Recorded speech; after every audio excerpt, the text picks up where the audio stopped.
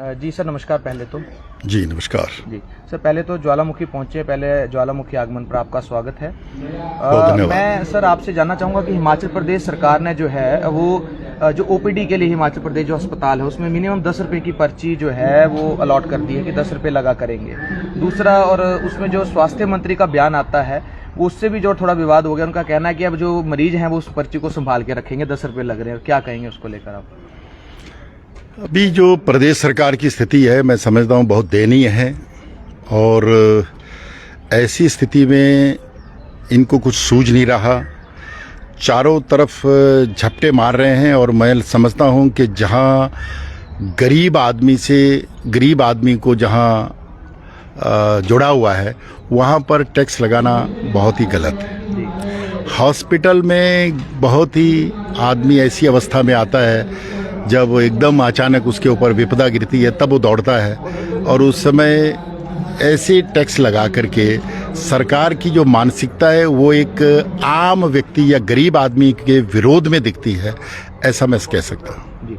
चिंतपूर्णी माता मंदिर में से बीते दिवस जो है वो ईसाई धर्म की किताबें मिली हैं, जो माता की मुख्य अलमीरा है, जहां पर माता की जो आरती की किताबें होती हैं वहां पर ईसाई धर्म की, जो श्रद्धालु ने इसका विरोध किया, फिर सोशल मीडिया में वायरल हुआ, और भाजपा भी इसको अब कहीं ना कहीं भुना रही है मुद्दे को। क्या कहेंगे?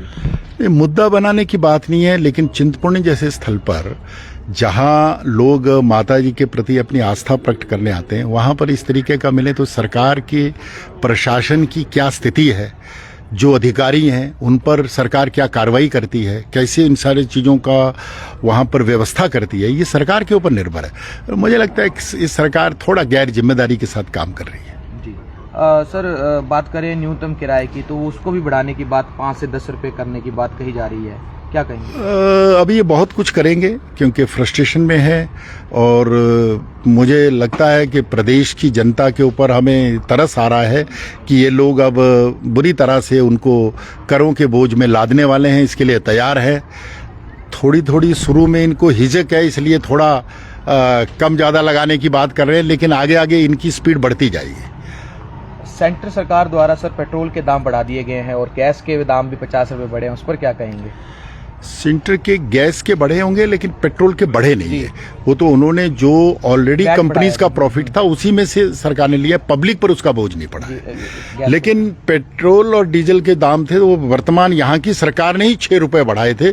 केंद्र ने तो 6 रुपए की राहत यहाँ दी थी, जो इन्होंने बढ़ा के उसको वो किया इस प्रदेश पर। अंतिम में सर मैं आपसे एक सवाल और जानना चाहूँगा कि आप क्या कहना चाहेंगे, प्रदेश की सरकार सुखू सरकार है, उसका आकलन कैसे करते हैं आप? वर्किंग स्टाइल कैसा लग रहा है आपको, क्या है? प्रदेश की जो सरकार है अभी वो कुछ तय नहीं कर पा रही है कि प्रदेश को किस दिशा में ले जाना है, और आधा समय लगभग सरकार का पूरा हो रहा है। तो आधे समय तक जब हम दिशा नहीं तय कर पाए तो काम क्या करेंगे? इस समय तक आप प्रदेश को क्या करना चाहते हैं? हम ये कहते हैं व्यवस्था परिवर्तन करेंगे।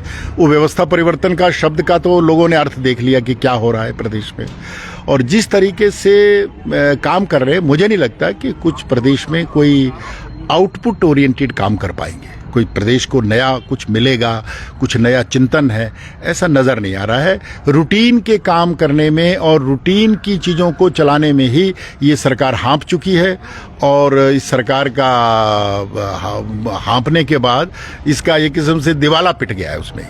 तो ये नए काम या प्रदेश को नई दिशा क्या देगी? अंतिम सवाल, एक वीडियो आपने देखा होगा सोशल मीडिया पे जिसमें वोकेशनल टीचर जो हैं वो सीएम साहब से मिलने जा रहे हैं और धरना दे रहे हैं, और फिर अंत में जो है बहुत कुछ उन्होंने कहा है। क्या कहेंगे? धरने 1 हफ्ते से लगातार धरने पे बैठे हैं। देखिए, कर्मचारी जब उनको न्याय नहीं मिलता और आप चुनाव में उनकी आशा जगाते हो और उनसे वायदे करते हो और बाद में नहीं करते तो लोग दुखी होते हैं, सड़कों पर आएंगे, अपनी बात कहेंगे। मैं उन सभी आंदोलनकारियों के प्रति बहुत संवेदनशील हूं। उनकी बात को सरकार को ध्यान से सुनना चाहिए, उसका हल निकालना चाहिए, और सरकार की यदि साधन है तो भी प्रेम से कहना चाहिए कि हमारे पास कुछ नहीं है, फटे हाल है, हमने कुछ गलत आपसे वायदे कर दिए थे, गलत कहा था। अब हमारी स्थिति जो वास्तव में हमें अनुभव आया है और उस समय जो हमने कहा था उसमें बहुत अंतर नजर आ रहा है, इसलिए हम कर नहीं पाएंगे, हमें माफ़ी दो, तो भी उनसे माफ़ी मांगनी चाहिए, ना कि उनको आंखें दिखानी चाहिए। सरकार को कभी भी अहंकार और नशे में रह करके उनको आंखें नहीं दिखानी चाहिए थी, उनको प्रेम से कहना चाहिए हम कर नहीं सकते, हमारी मजबूरी है, हमारी हालत खराब है। अंतिम आप एक संदेश दे दीजिए नशे की रोकथाम को लेकर, वैसे अपने वक्तव्य अपने तौर मैं ये कहना चाहता हूं कि प्रदेश में नशे की हालत बहुत दिन पर दिन बिगड़ती जा रही है। हमारे पड़ोसी पंजाब इसकी गिरफ्त में रह चुका है। पंजाब के नौजवान भी इसमें बहुत बुरी तरह से बह गए हैं और थोड़ा सा ये देखना पड़ेगा कि इसमें प्रशासन की मिलीभगत से ये चीज़ें पनपती हैं, क्योंकि सरकारी कर्मचारी भी अब सामने आ रहे हैं और अभी जो हम पहले ये आरोप लगाते थे, अब ये चीज़ें सामने आ रही हैं। अब हिमाचल पुलिस यदि पंजाब में किसी चिट्टा के बड़े व्यापारी को पकड़ती है 40 करोड़ और उसमें से 8 किलो चिट्टा, तो क्या पंजाब पुलिस को वो नजर नहीं आता? तो इसका मतलब पंजाब पुलिस उसको धड़ल्ले से करवा रही है और वो भी पैसा बना रहे होंगे उसमें। तो यदि ये इस तरीके का रहेगा तो इस देश को कहां से न्याय मिलेगा?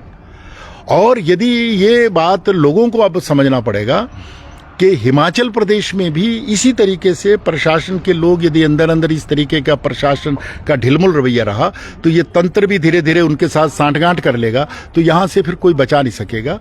सीखना हो तो उत्तर प्रदेश से सीखना चाहिए। जैसे योगी जी ने इतने खराब प्रदेश को उसी पुलिस बल के साथ ठीक किया, बदमाशों को वहां ठिकाने सेट किया और प्रशासन विकास के नए रास्ते वहां पर खड़े किए। ये उत्तर प्रदेश से इनको सीखना चाहिए, पंजाब को भी और हिमाचल को भी। थैंक यू सर, बहुत बहुत धन्यवाद, शुक्रिया। Thank you. तो दर्शकों, ये थे हमारे साथ सुरेश चंदेल जी और ये पूर्व में सांसद रहे हैं। आज जो है वो ज्वालामुखी में भाजपा सक्रिय सदस्यता अभियान में जो इन्होंने अध्यक्षता की है इस कार्यक्रम की। तो चलिए जुड़े रहिए, बहुत बहुत धन्यवाद आप सभी का, बहुत बहुत शुक्रिया। जय हिंद, जय हिमाचल, जय भारत, धन्यवाद।